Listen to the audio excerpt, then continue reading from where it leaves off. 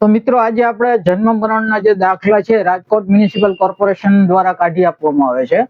આ દાખલામાં જે નવીન ડેવલપમેન્ટ છે જે જનહિતમાં આપણે રાખીએ તો એમાં તમે જોવા જાવ તો જન્મ મરણનો જે દાખલો નીકળતો હોય છે એ સામાન્ય રીતે બ્લેક એન્ડ વ્હાઇટમાં નીકળતો હોય છે, પરંતુ કેન્દ્ર સરકારે 1 સપ્ટેમ્બરથી એક નવું પોર્ટલ શરૂ કર્યું છે અને આ પોર્ટલ ઉપર જ તમામ કામગીરી કરવાની થતી હોય છે. અને આ જે પોર્ટલ છે એની ઉપરથી હવે કલરિંગ જન્મ મરણના દાખલાઓ આપવામાં આવે છે. તો ખાસ એના માટે થઈ અને લોકોને 4 મહિનાથી ખૂબ જ હાલાકી ભોગવવી પડે છે એમ રાજકોટનો અકીલાનો અહેવાલ છે. તો આમાં એવું છે કે કોર્પોરેશનની કચેરી જે છે એમાં જૂનું ઓલું છે સગવડતા, અને એમાં બ્લેક એન્ડ વ્હાઇટ તો એ લોકો જન્મ મરણના દાખલાઓ આપે જ છે, પરંતુ કલર કોપી એટલા માટે છે કે અમુક જે સંસ્થાઓ હોય બીજી જેમને કોઈને બીજો ક્યાંય દાખલો આપવો હોય, માનો કે સ્કૂલમાં દાખલો આપવો હોય છોકરાઓનો, કે મરણનો દાખલો હોય તો કોઈ નોકરિયાતને જોતો હોય અથવા તો વીમા કંપનીઓમાં જોતો હોય, તો હવે એ કંપનીઓ છે જુદી જુદી, તો એ જુદી જુદી કંપનીઓ છે તો એ હવે કલર જ જન્મ મરણના દાખલાઓ સ્વીકારે છે, બ્લેક એન્ડ વ્હાઇટ સ્વીકારતી નથી.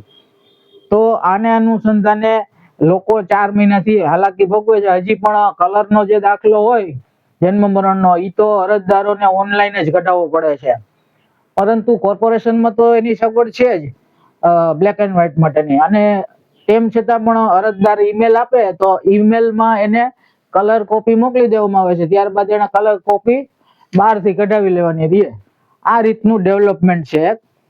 તો આ જે મેં અત્યારે જણાવ્યું એમ તમામ સમાજના લોકો, ખાસ કરીને મુસ્લિમો પણ જાગૃત થાય અને હવે પછીના જે દાખલા કઢાવતા હોય જન્મ કે મરણના, તો એ કલરમાં કઢાવવા જોઈએ.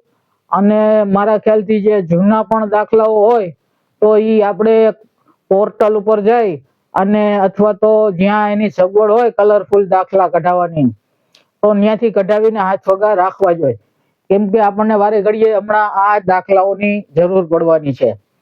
આપે જે સહકાર આપ્યો એ બદલ આપનો ખૂબ ખૂબ આભાર. આપ યુટ્યુબ ઉપર જોતા હો તો મારી ચેનલ જે છે બશીરભાઈ લાખાણી રાજકોટી લાઈક, શેર અને સબસ્ક્રાઇબ કરી દો, જેથી નવા નવા સમાચારો તમને મળતા રહે. અને એ ઉપરાંત ફેસબુક ઉપર પણ મારું આઈડી છે, તો એ પણ તમે લાઈક, શેર અને ફોલો કરી લ્યો, જેથી કરીને નવી નવી ઇન્ફોર્મેશનો આપને મળતી રહે. આપનો ખૂબ ખૂબ આભાર.